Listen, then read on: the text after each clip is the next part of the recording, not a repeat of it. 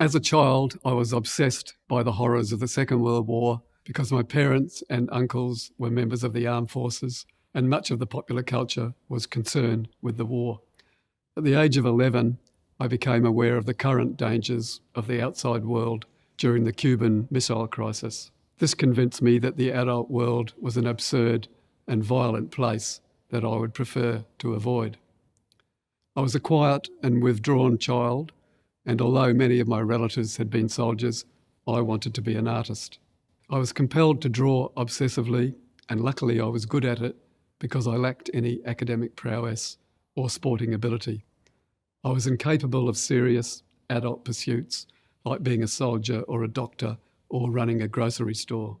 I became an artist because I was attracted to the somewhat naive and old-fashioned idea of the artist as a demented buffoon lurking on the outskirts of polite society. For someone like me, who felt like an outsider and an outlander, being an artist was a way to rant and rave about the world. People often ask me, what is the purpose of art and what an artist is? And the answer is to give my 9 descriptors: beggar, prostitute, liar, thief, parasite, nutcase, addict, wanker, and minor deity. Beggar. We are beggars because we beg for crumbs from the rich man's table or try and get our snouts into the public trough in terms of grants, scholarships, or juicy academic postings. We are bottom feeders, large, beret-wearing, wine-guzzling prawns. I've come to terms with it, especially as I've occasionally got to bite the hand that feeds me. A wealthy businessman bought this drawing of a maggot-infested business horse.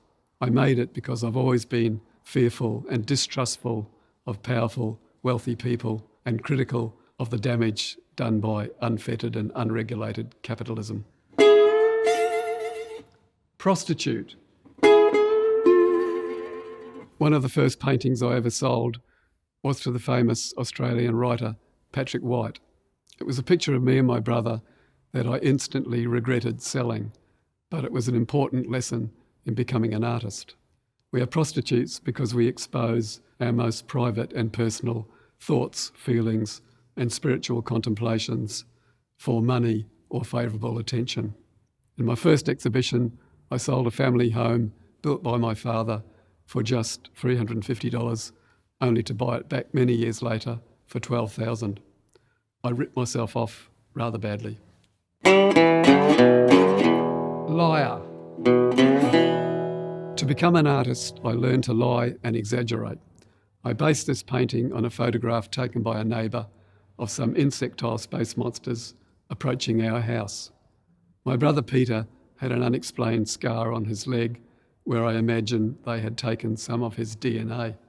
Somewhere on a planet far away will be billions of insect creatures with my brother's face. The trick with lying is that lies and exaggeration allow me to get closer to the truth. I became so good at telling the truth through lies that some quite reputable organisations wanted to work with me. I was approached by one to create some anti-smoking artwork, which they rejected as they feared the tobacco lobby would sue. It's a before and after about a girl called Sarah. After smoking for a while, she quickly degenerated into a stinking scrap heap. And the byline is, if you want to be attractive, brainy and popular, don't smoke.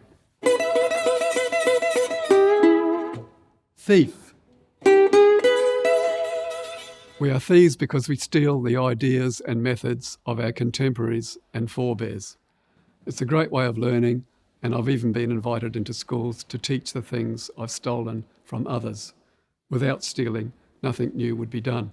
Here are some pictures influenced by Bacon, Namatjira, and Vincent van Gogh. Parasite. This is me turning into a fly.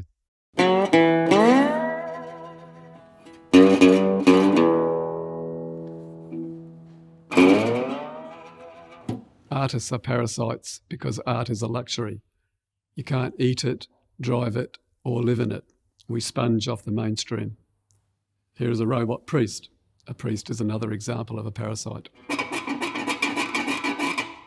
Nutcase.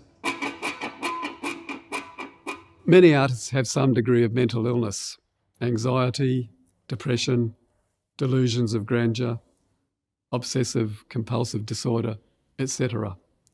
I have observed that poets have the highest degree of depression at 60%, and artists come second at 50%. As an adolescent and teenager, I became accustomed to being a low-status male because I was small, introverted and nerdy. I was intermittently bullied, but art allowed me to deal with any gloomy thoughts and keep the world at bay in a way that drugs didn't, although I have felt the need to self-medicate, and I worked it out that I've smoked approximately 25,000 joints of marijuana and drunk around 25,000 bottles of beer. Don't try that at home, kids. Addict.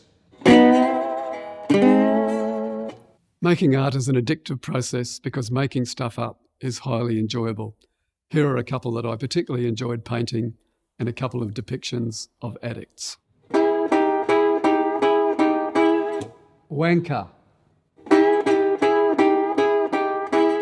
Explaining art to an often sceptical public requires some degree of wankery in terms of a high-minded and often pretentious theoretical framework. I've learnt to justify a ridiculous image with a clever title or a sophisticated backstory. For example, these pictures were based on medieval altar panels and cathedral facades. The Hitler donkey was influenced by artists like Bosch and Goya. Minor deity.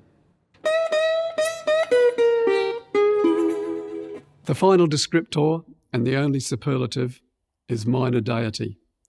It is my belief that artists are the only true gods on earth because we create beautiful things from nothing. As a minor deity, I have founded a global art movement, religion and political party called Simplisticism. There is only one commandment: be kind to yourself, to other humans, to the animals and to the earth. If artists like me take over the world, there will be no conflict, but nothing much else will be done. Your rubbish won't be collected, there won't be much to eat, and there won't be any soldiers to blow things up or kill people. Don't worry, I'm not trying to recruit you. I am the leader and sole member, although one girl did once try and join. This may all sound somewhat gloomy and self-flagellating, but being an artist is still a noble profession and a vital component and byproduct of being a human. The art world is tainted by money and power and the fleeting fashion trends that attach themselves to any financial enterprise. It's a dirty job, but someone has to do it. And without art, the world would be a grim and miserable place. Thank you.